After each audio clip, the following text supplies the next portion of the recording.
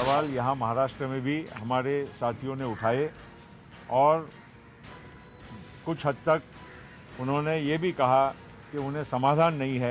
I deny that completely. That's not true. We have had excellent relations. ये फैसला हुआ कि आज अंतिम कोई निर्णय लेने के पहले हमने पुनश्च एक बार हमारे महाराष्ट्र के सहयोगियों के साथ बात करना चाहिए कि हम यूपीए के एक हिस्सेदार हैं और आगे भी यूपीए के साथ ही मिलजुल कर यूपीए का एक जिम्मेदार एक हिस्सेदार समझकर ही एनसीपी अपना काम करेगी। सर, एनसीपी की मिलजुल कर बराबरी की हमारी हिस्सेदारी की सरकार है। आखिरी दिन तक हमारा रिश्ता बरकरार रहेगा। नमस्कार, शाम 6 बजे बड़ी खबर में कांग्रेस एनसीपी की तनातनी जो आज भी एनसीपी की बैठक के बाद बरकरार रही। पिछले कुछ दिनों से बड़े तनाव के पीछे क्या कारण है? पहले शरद पवार के सरकार में नंबर 2 की पोजीशन और बेटी सुप्रिया सूले के लिए कैबिनेट रिशफल जगह बनाने के लिए कयास लग रहे थे, लेकिन नाराजगी के तार अब महाराष्ट्र के सत्ता प्रभारी मुख्यमंत्री पृथ्वीराज चव्हाण तक पहुंच रहे हैं। एनसीपी उनसे परेशान लग रही है। सिंचाई मंत्रालय के कामकाज पर श्वेत पत्र जारी किया जिसमें लाखों के आवंटित पैसे के खर्चे का ब्यौरा दिया गया। कैसे पिछले 10 सालों में 42,000 करोड़ सिंचाई के फैलाव को बढ़ाने के लिए लगाए गए, पर महज 5% जगह का ही इजाफा हुआ। अब तमाम प्रोजेक्ट्स को पूरा करने के लिए 75,000 करोड़ और लगेंगे। बताया जा रहा है कि पृथ्वीराज चव्हाण कल सोनिया गांधी से मिलने दिल्ली आ रहे हैं। एनसीपी चाहती है कांग्रेस अपने मुख्यमंत्री पर दबाव बनाए, पर कांग्रेस इससे बच रही है। एनसीपी अब कल फिर से बैठक करेगी, परसों भी कर सकती है और तब अपना रुख साफ करेगी। बड़ी खबर में सवाल ये है, क्या एनसीपी को मनाना कांग्रेस के लिए मुश्किल होगा? तो बड़ी खबर में आगे बढ़ने से पहले आज की रिपोर्ट, उस पर नजर डालते हैं। प्रसाद खाते की एक खास रिपोर्ट है।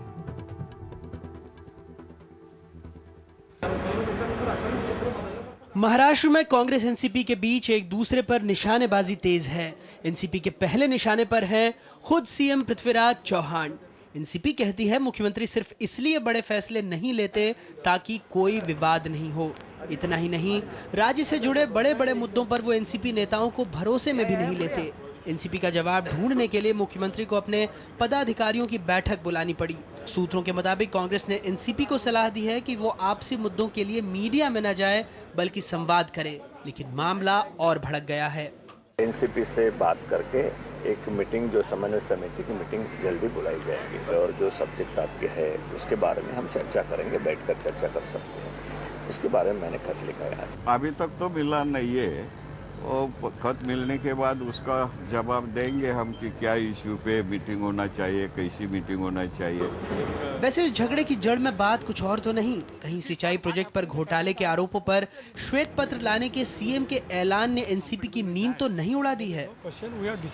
देखिए, इरिगेशन विभाग ये लगातार अजित पवार जी के पास और सुनील तटकरे जी के पास है, और इसलिए नेचुरली अगर व्हाइट पेपर में कुछ अगर ब्लैक चीजें बाहर निकलती है तो इसमें सीधे सीधे उनके ऊपर ही एलिगेशंस आएंगे।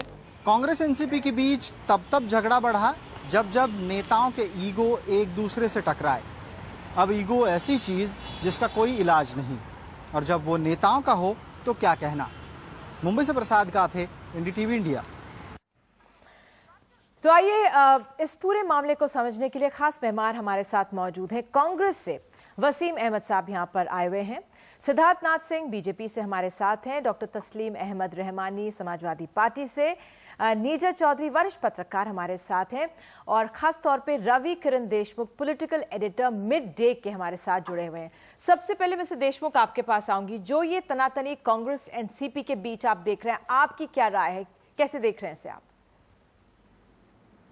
एक तो ऐसे देखना चाहिए कि इनका गठबंधन जो है 1999 से महाराष्ट्र में चल रहा है, और जब से ये गठबंधन बना है तब से इन्होंने आपस में खातों का बंटवारा करके लिया था, और अभी तक कुछ अनबन तो नजर नहीं आ रही थी। बीच बीच में छोटा मोटा कुछ इनके आपस में होता था, लेकिन वो लोकल बॉडीज के चुनाव में होता था। अब ऐसा है कि अभी ये काफी बड़े रूप में सामने आया है, और मुझे ऐसा लगता है कि इसका सबसे बड़ा कारण यह है जी। कि कि महाराष्ट्र की राजनीति में अगर देखा जाए तो अब तक कांग्रेसी मुख्यमंत्रियों ने एनसीपी के जो डिपार्टमेंट्स हैं उनके पास उसमें कभी दखल अंदाजी नहीं की है जी। और पहली बार महाराष्ट्र में ऐसा हुआ है कि ओवरऑल जो एडमिनिस्ट्रेशन है, महाराष्ट्र का जो पॉलिटिकल सिनारियो है या महाराष्ट्र में जो सरकार चल रही है, उसमें कुछ बोल्ड डिसीजन लेने की जरूरत आ पड़ी है। और मुझे ऐसा लगता है कि एनसीपी के जो विधायक यहाँ पर बात करते हैं या मंत्री, उनको ऐसा लग रहा है कि हमारे डिपार्टमेंट के अंदर दखल अंदाजी बढ़ गई है। India's #1 news app just got even better. Download NDTV's new app. Fully optimized for retina display. Full screen view. Faster response time. And Sudoku. NDTV's new iPad app. Download now.